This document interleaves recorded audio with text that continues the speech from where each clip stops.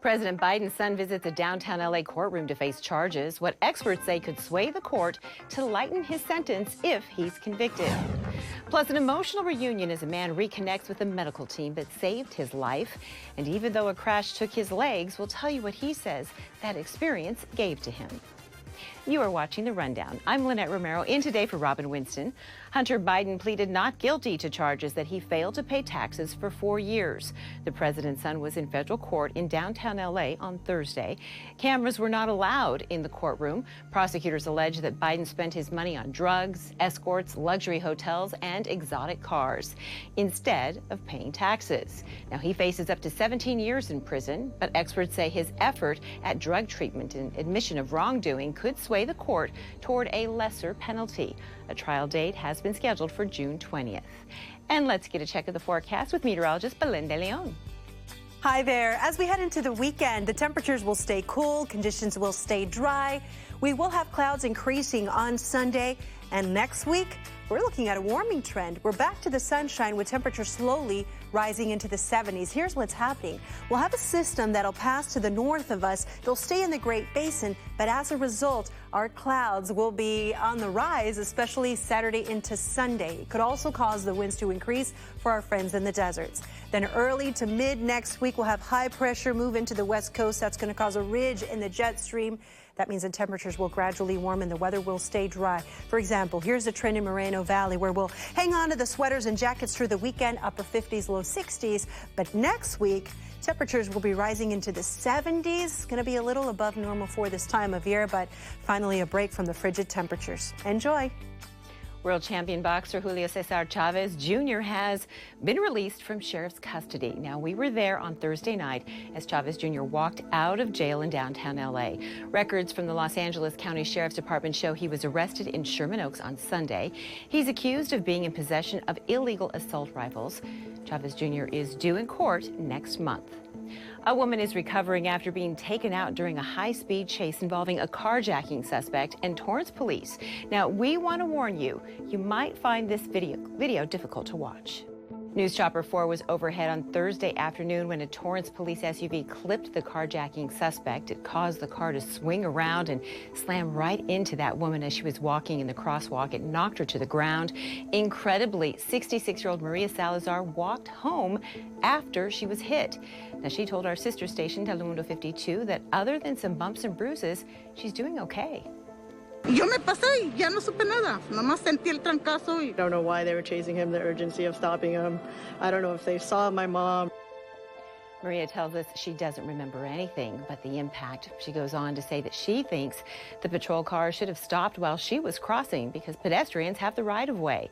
The driver of the Prius was taken into custody. Torrance police told us in a statement they initiated the pursuit because of the, quote, seriousness of the carjackings and the ongoing threat to the public. 9 World War II-era rifles were stolen from Pomona's American Legion post. Now, it was just the latest in a string of burglaries of the building since the post closed its doors during the pandemic. Officials say the store has been robbed several times of war memorabilia. It's unclear if all of these burglaries are connected. We discovered the entire place in shambles. A lot of our historical items were removed off the walls.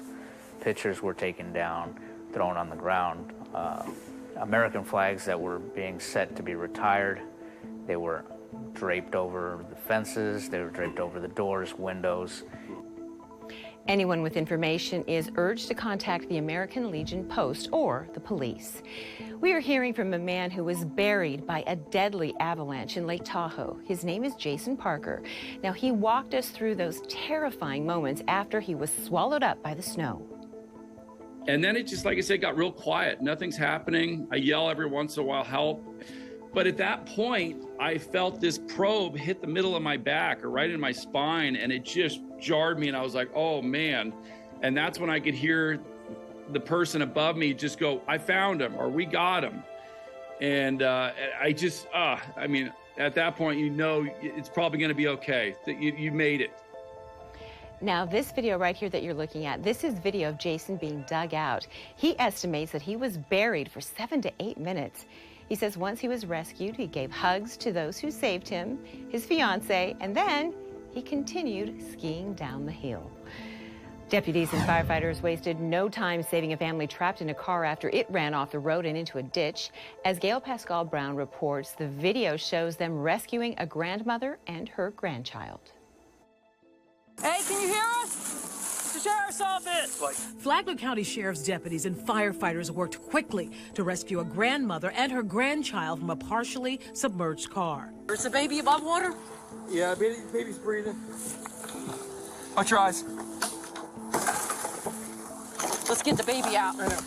Last Friday, deputies responded to the crash near 12500 State Road 100 West near Bunnell.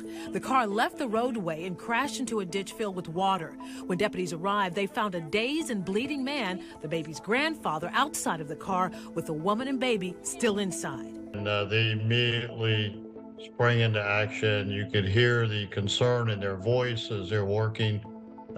Two deputies together. We're coming, ma'am. All right, we're going to get your baby first, all right? Investigators say the child was alert and conscious, still in her car seat. Hey, boss. Yeah. How about you step out? I'll step in there. I'll get the baby out for you and hand you the baby. And that's exactly what they did. The baby. Get her out. Come on. The baby girl was turned over to firefighters and paramedics for evaluation and treatment. Deputies then worked as a team with firefighters to rescue her grandmother from the vehicle. Minutes later, first responders got her. Again. You're good. You're doing great, ma'am. You're doing great. Take nice and deep breaths. The grandmother and grandchild were transported to Abbott Health Hospital in Palm Coast. Due to the actions of the deputies and the fire department, they survived this crash. So, it could have had a very different outcome and a tragic start to 2024, but instead it had really a remarkable and happy ending. Unbelievable rescue. 6 passengers filed a lawsuit against Boeing after the Alaska Airlines emergency last week. The 737 MAX 9 was headed to Ontario Airport here in Southern California when a door panel blew off, leaving a gaping hole. The class action lawsuit claims many of the oxygen masks did not work and passengers experienced injuries and emotional trauma. Meantime, the FAA has opened an investigation into Boeing. Investigators will look at whether the company failed to ensure its products were up to federal standards. The FAA has already grounded the fleet of 737 MAX 9s to inspect for problems. The historic Ventura Pier will not reopen as planned after sustaining major storm damage. Right now, the pier is filled with construction equipment as workers try to repair the damage from recent strong waves and high winds. Crews are also working to patch up previous damage from last winter. It's remained closed for a year. We just started doing the repair work after getting some federal funding to help with the cost, and when these high tides came and damaged the pier even more. The city of Ventura declared a local state of emergency and extended it for 60 days to seek emergency funding from the state, which would include nearly $3 million to repair the pier. Some shoppers up in the Bay Area are discovering that buying new underwear isn't so easy anymore, and that's because several big box retailers are keeping their undies and socks under lock and key. At least 2 Target stores and 1 Walmart are locking up their underwear and socks to make it tougher for shoplifters. Several stores say thieves are striking with regularity, sometimes on a daily basis, so they're taking these extreme measures. If I was getting socks right now, it would be very inconvenient. I'd be very upset. I got to call somebody to come open up the counter for me to get socks. There is a button here. You need to call for assistance. So it's crazy. It's so sad.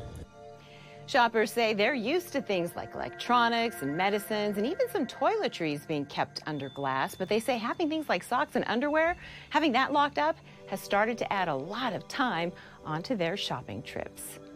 It's the end of an era in the NFL.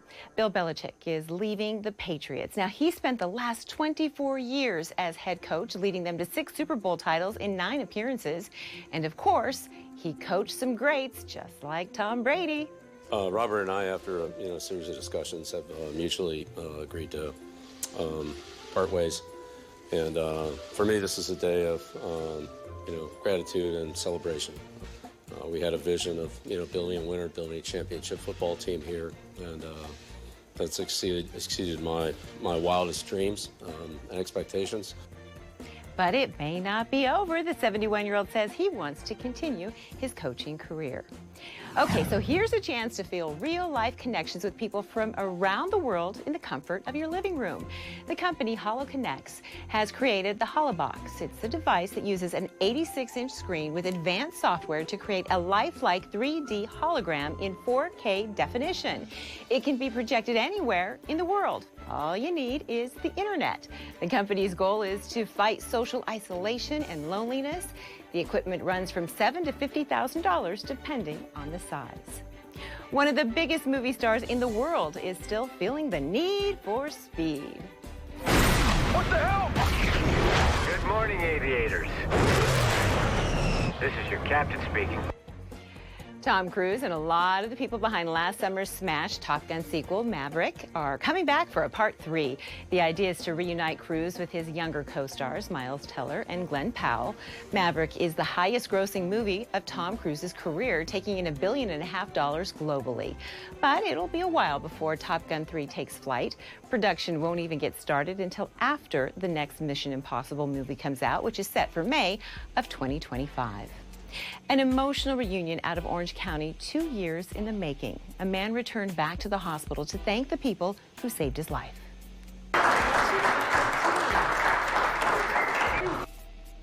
In December of 2021, Jackson Gutierrez was involved in a fiery crash in Newport Beach. He had to get both of his legs amputated. He also suffered severe burns and a traumatic brain injury. Gutierrez tells us he had to go through intense physical therapy to learn to walk again. He says the crash was a pivotal moment for him. Given me a new sense of purpose and a new sense of what path to go down in life. I think that kind of before I was in sort of an uncertain time and I didn't really have a direction. I didn't really know where I was going or what I was going to do.